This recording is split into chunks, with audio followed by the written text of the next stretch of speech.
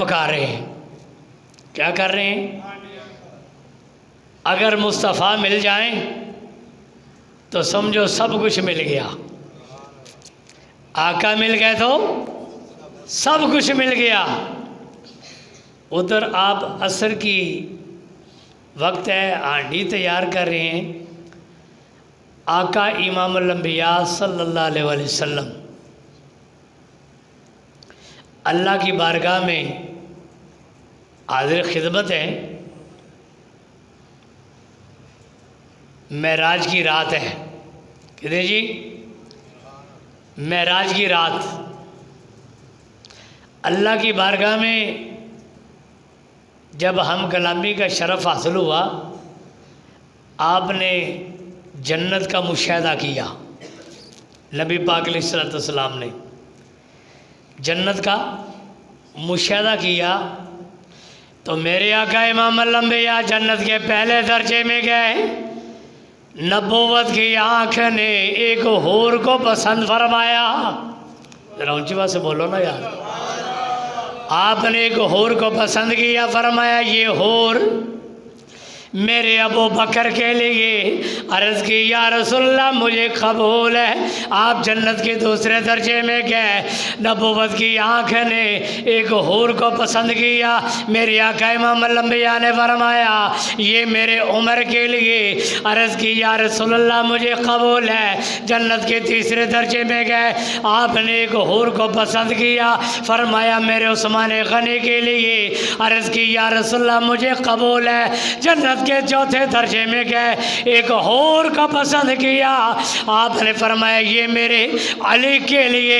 عرض کی یا رسول اللہ مجھے قبول ہے. جنت کے پانچویں درجے میں گئے، فرمایا یہ میرے طلحہ کے لیے. چھٹے درجے میں گئے، فرمایا یہ میرے عبد الرحمن بن عوف کے لیے. جنت کے ساتویں درجے میں گئے، فرمایا یہ میرے عبید اللہ بن جراح کے لیے. ساتویں جنت سے اوپر جنت الفردوس میں جب پہنچے، جنت الفردوس میں ساری جنتوں کے سردار حور جو ہے وہ بیٹھی ہوئی ہے. آپ اندازہ نہیں کر سکتے اس کی خوبصورتی کتنی اعلیٰ ہوگی، اس کی آنکھ کتنی خوبصورت ہوگی، اس کے رخسار کتنے خوبصورت ہو گئے، اس کی زلفیں کتنی خوبصورت ہوگی، اس کی آواز کتنی خوبصورت ہوگی، اس کی چال ڈھال لباس کتنی عارفہ خوبصورت ہوگی. ساری حوروں کے سردار حور کو میرے آقا امام الانبیاء نے سلیکٹ کیا، پسند کیا. فرمایا یہ حور میرے بلال حبشی کے لیے. سبحان اللہ، بڑی ڈھیلی گئی ہے تو سانے. فرمایا یہ حور میرے بلال حبشی کے لیے. اس حور نے اعتراض کیا، عرض کی یا رسول اللہ کسی کو اتنے خوبصورت نوجوان، کسی کو ابو بکر، کسی کو عمر، کسی کو علی، کسی کو عثمان، کسی کو طلحہ، کسی کو زبیر، کسی کو عبید اللہ بن جراح، اتنے خوبصورت نوجوان، اتنے اعلیٰ عرفہ نوجوان، اتنے قدور نوجوان، اتنی ہائٹ اور باڈی وضاقت والے اتنے خوبصورت نوجوان عطا کیے، میرے لیے کالا بلال ہی رہ گیا. میرے لیے کالا بلال ہی رہ گیا یا رسول اللہ. آپ نے فرمایا نہیں ہو رہے، تجھے اپنی خوبصورتی بے ناز ہے، تجھے اپنے حسن بے ناز ہے، تجھے اپنے زلفوں بے ناز ہے، تجھے اپنے راست چال ڈھال بے ناز ہے، تجھے اپنے رفت اور بلندی بے راز ہے. یہ تو میں نے تجھے پسند کیا اپنے بلال کے لیے. ابھی جب میں زمین پہ جاؤں گا اپنے بلال سے جا کر پوچھوں گا اے بلال میں ساری جنتی حوروں کی سردار حور تیرے لیے پسند کر کے آیا ہوں، کیا تجھے پسند ہے کہ نہیں؟ پتہ نہیں میرا بلال تجھے پسند بھی کرے یا نہ کرے. نعرہ تکبیر، نعرہ رسالت، نعرہ حیدری، نعرہ غوثیہ. فرمایا پتہ نہیں میرا بلال تجھے پسند بھی کرے یا میرے آقا امام الانبیاء جب مکے کی سرزمین میں پہنچے آپ سے یہ تشریف لائے حضرت بلال پاک رضی اللہ تعالیٰ عنہ اپنی ہنڈیاں پکا رہے ہیں اور دل میں خیال آیا اگر ہنڈیاں چھوڑ کر نماز مغرب ادا کرنے جاؤں گا تو ہنڈیاں چل جائے گی، اگر ہنڈیاں پکا کے جاؤں گا تو نماز نکل جائے گی۔ دل نے یہ فیصلہ کیا، اندر کے مفتی نے یہ فیصلہ کیا اے بلال ہنڈیاں جلتی ہے تو جل جائے لیکن نماز سرکار کے پیچھے چھوڑنی نہیں۔ پتہ نہیں پھر تجھے یہ زندگی میں سعادت نصیب ہو یا نہ ہو، پتہ نہیں آقا کی زیارت پھر نصیب ہو یا نہ ہو، ہنڈیاں کو چولہے بھی چھوڑو، جاؤ جا کر نماز ادا کرو۔ حضرت بلال رضی اللہ تعالیٰ عنہ نماز ادا کرنے کے لیے مسجد میں تشریف لے گئے، آقا کی زیارت بھی کی اور نماز بھی آقا کے پیچھے جماعت سے ذات پڑھے۔ نماز پڑھ کر جب واپس آتے ہیں کیا دیکھتے ہیں؟ ایک حسین و جمیل خوبصورت نوجوان لڑکی جس کے حسن کی تاب آس پاس کا ماحول بھی برداشت نہیں کر رہا، جس کے حسن کی شعاعیں آس پاس کے ماحول کو نور نلا نور کر رہی ہیں۔ آپ جب گھر میں داخل ہوئے نظر پڑے، آپ نے نظر کو فوراً نیچے جھکا کر فرمایا کون ہے غیر محرم عورت میری اجازت کے بغیر میرے گھر میں داخل ہونے والے؟ عرض کی حضور آپ اندر تشریف لے آئے، میں ساری جنتوں کی سردار حور آپ کی نوکرانی بن کر آپ کی ہنڈیاں پکانے کے لیے اللہ نے مجھے بھیجا ہے۔ آپ نے فرمایا تو کیوں آئی ہے؟ عرض کی حضور میں اپنے آپ نہیں آئی، اپنے آپ نہیں آئی، اللہ نے بھیجا ہے۔ جاؤ میرا بلال نماز پڑھنے گیا ہو، جا کر اس کی ہڈیاں پکاؤ۔ اچھا حضور میں جنت الفردوس میں رہتی ہوں، ساری جنتی حوروں کی سردار ہوں میں، تو جب آپ جنت میں جائیں گے نا قیامت کے دن حشر برپا ہوگا حساب و کتاب کے بعد، آپ جب جنت میں جائیں گے تو اللہ تعالیٰ آپ کا نکاح میرے ساتھ کرے گا، میں آپ کی خادمیانی اور نوکرانی بن کر آپ کی خدمت کروں گی۔ حضرت بلال رضی اللہ تعالیٰ عنہ آپ فرماتے ہیں حور جلدی سے میرے گھر سے باہر نکل جاؤ جا کر اللہ سے میری طرف سے عرض کرنا یا اللہ۔ بلال عرض کرتا ہے نہ مجھے تیری جنت کی ضرورت ہے اور نہ ہی مجھے تیرے حوروں کی ضرورت ہے، مجھے تو مصطفیٰ کریم کی ضرورت ہے۔ فضل رب الاولیاء اور کیا چاہیے، فضل رب الاولیاء، فضل رب الاولیاء مل گئے اور کیا چاہیے، مل گئے۔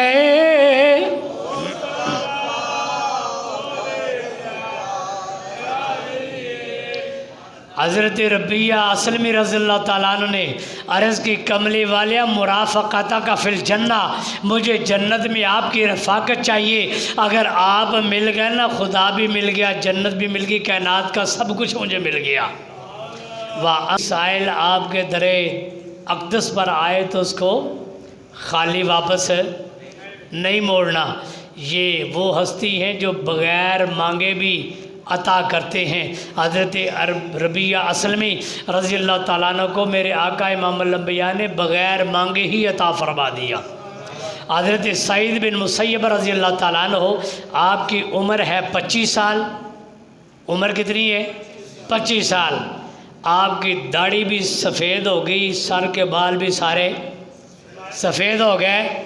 آپ کے والدین کسی گھر میں بھی جاتے ہیں نا رشتہ لینے کے لیے، میرے بیٹے کے لیے رشتہ دو، تو جب وہ لڑکی والے دیکھنے آتے ہیں نا وہ کہتے ہیں نا نا نا نا بالکل ہم نے رشتہ نہیں دینا، یہ تو بوڑھا انسان ہے، اس کی داڑھی بھی سفید، اس کے سر کے بال بھی سفید ہو گئے، ہم اپنی نوجوان لڑکی اس بوڑھے کے پیش کیوں ڈالیں بھائی؟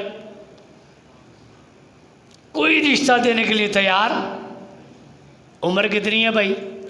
بولا یار، اب 25 سال کا نوجوان بوڑھا ہو جاتا ہے بھائی، لیکن آج کل تو خوراکیں ایسی ہیں چھوٹے چھوٹے بچوں کے بال بھی سفید ہو جاتے ہیں۔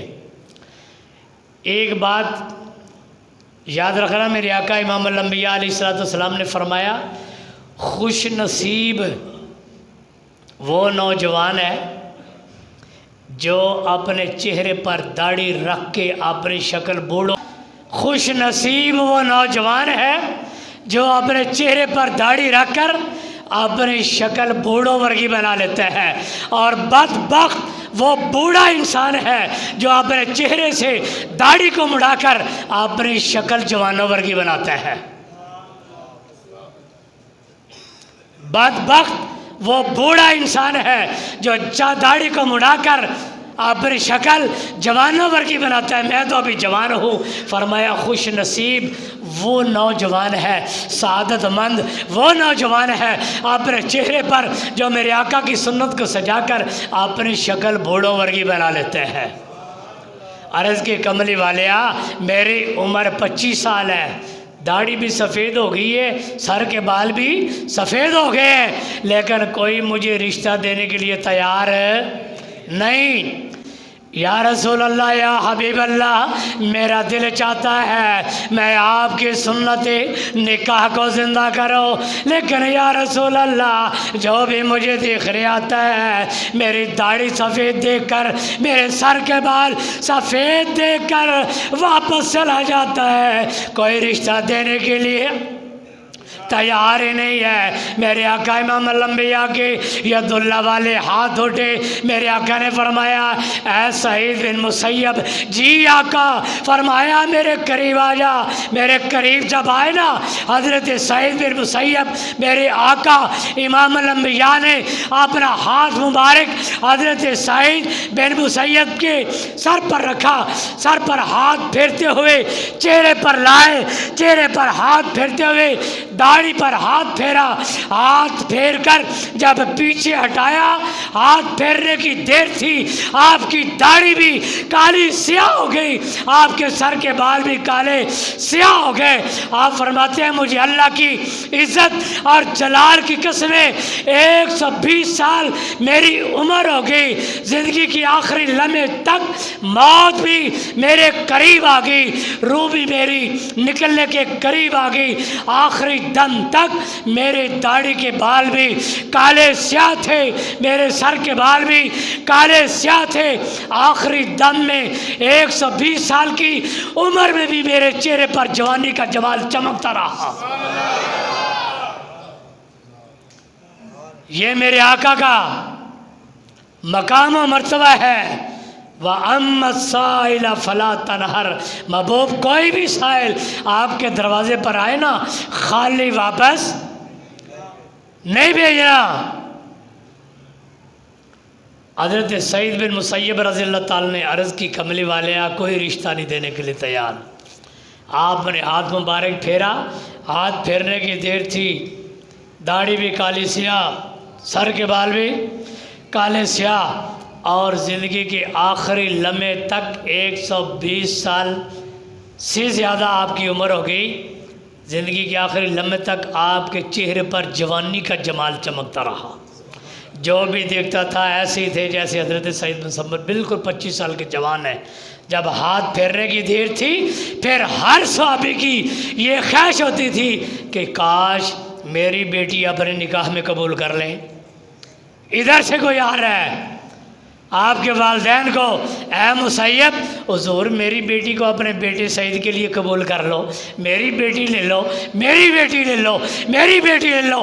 ادھر سے آوازیں آ رہی ہیں، ادھر سے آوازیں آ رہی ہیں۔ آپ فرماتے ہیں اگر شریعت کا قانون نہ ہوتا تو میں سبھی کی بیٹیوں کو قبول کر لیتا، لیکن میرے اللہ کا قانون ہے، میرے محبوب کی شریعت ہے کہ 4 سے زیادہ نہیں کر سکتے، وہ بھی اس صورت میں جب ان کے ساتھ انصاف کر سکو، ان کے حقوق و فرائض کا خیال کر سکو، ورنہ ایک ہی انسان کے لیے کافی ہے، اگر اس کے بھی حقوق و فرائض، اس کے بھی لوازمات پورے کر سکے تو پھر حکم ہے ٹھیک ہے کر لو، اگر کر سکتے ہیں سبھی کے تو پھر 2 بھی کر سکتے ہیں، فَانْكِحُوا مَثْنَىٰ وَثُلَاثَ وَرُبَاعَ، 2 بھی کر سکتے ہیں، 3 بھی کر سکتے ہیں، 4 بھی کر سکتے ہیں، شرط اللہ نے یہ لگائی ہے کہ ان کے ساتھ انصاف کر سکو، ان کا حق ادا کر سکو، ان کے حقوق و فرائض کا خیال کر سکو، نان و نقصے کا خیال کر سکو۔ اگر انصاف نہیں کر سکتے تو پھر ایک ہی سنت ادا کرنے کے لیے کافی ہے۔ اللہ تعالیٰ میری آپ سب کی حاضری اپنی بارگاہ میں قبول فرمائے۔ وآخر دعوانا ان الحمدللہ رب العالمین۔